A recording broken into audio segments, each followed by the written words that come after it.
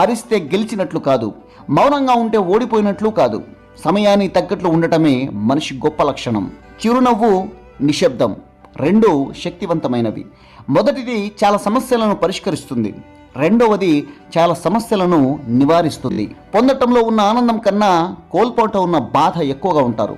కానీ కొన్ని కోల్పోవటంలో కూడా చాలా ఆనందం ఉంటుంది.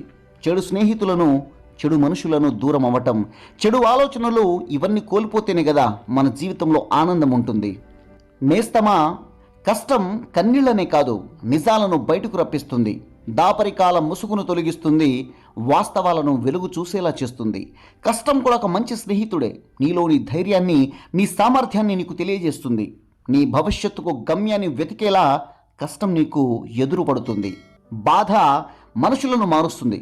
అది మనుషుల మీద నమ్మకాన్ని తగ్గిస్తుంది, అతిగా ఆలోచింపజేస్తుంది, అలాగే మనుషులను హృదయంలో నుండి బయటకు పంపుతుంది.